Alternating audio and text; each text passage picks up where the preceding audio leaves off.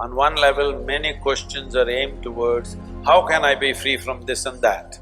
Another level, you are asking, how can I bind myself to something or somebody? You must decide. What is the highest value in your life, freedom or bondage? Please, I would like to hear that word. Oh, freedom! But if you are free, you feel lost. If you go into the mountains and you're totally free, that is, nobody around, nothing around, you just in the empty space of the mountains, you don't feel free, you think you're lost. So to handle freedom, it needs a certain clarity and strength. Most people cannot handle freedom. They are always trying to bind themselves, but only talking, mouthing freedom all the time. If you really set them free, they will suffer immensely. So this is a evolutionary issue. In the sense, human beings are right now like this. A caged bird, if you keep a bird caged for a long period of time and then one day you took off the door of the cage, still the bird won't fly. From inside it'll protest that it's not free, but it'll not fly. Human condition is just that. For all other creatures, nature has drawn two lines within which they have to live and die, and that's what they do. But only for human beings, there's only bottom line, there's no top line, and that's what they're suffering. If their life was also fixed like every other creature's life, they wouldn't be stressed, they wouldn't be anxious, they wouldn't be struggling how to handle their own intelligence. And that is what you're seeking unknowingly. You may seek it in the form of relationships, you may seek it in the form of profession, you may seek it in the form of nationality, ethnicity, community, God, heaven, hell. All you're trying to do is draw an artificial line which does not exist. Because freedom needs courage. Freedom needs a certain madness. If you're very sane, you cannot be free because you will go between the two lines of logic. To be free, it takes a lot of strength. That if you… First of all, what needs to happen if you want to be free is… Do you understand that all human experience has a chemical basis to it? Hello?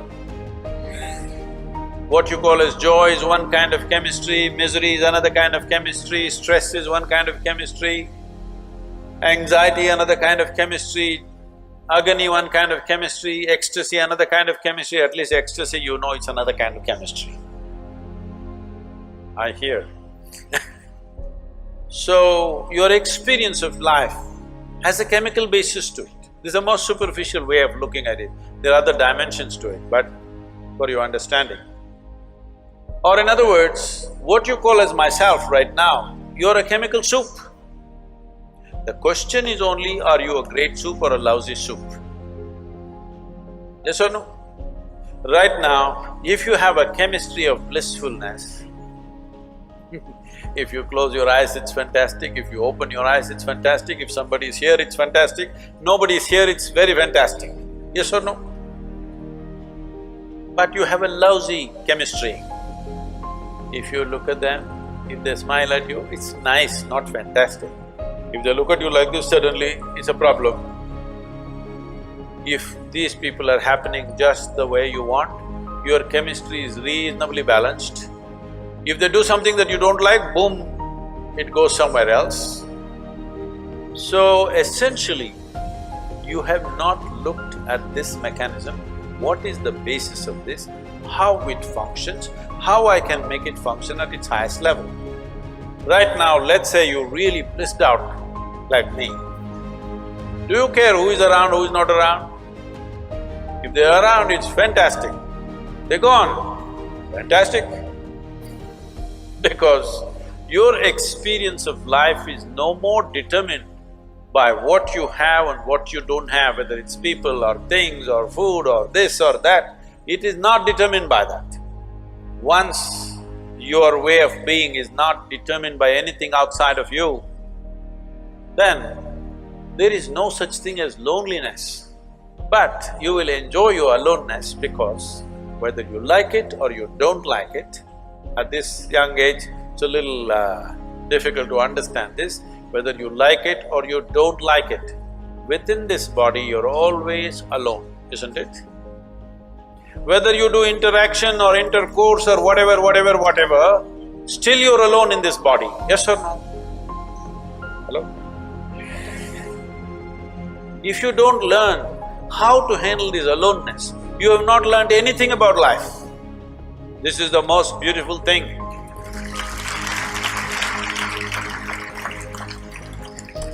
The most beautiful thing about life is, nobody can get here, it's just my space. Yes or no? Isn't this the most beautiful thing? Nobody can invade me. They can capture me, they can torture me, they can do so many things, but they cannot invade me because I have a space which is just my own. Isn't this the most wonderful aspect of your life? Don't suffer that. That is the most beautiful thing. Oh, but you want to pine little romantically and enjoy that, what? What are those songs, popular songs? Pining for somebody. Without you, I cannot exist. Most of the songs are that way now. Sing one song, huh? Older ones, older. Horrible at singing. Huh? Horrible at singing. Just tell me the words, I will sing. I think… Say it on the microphone. हम तेरे बिना रह नहीं सकते, तेरे बिना क्या वजूद मेरा। You saying it to me? Okay, I got it. Sri Ram is a singer. Sri Ram, that song, what is he saying?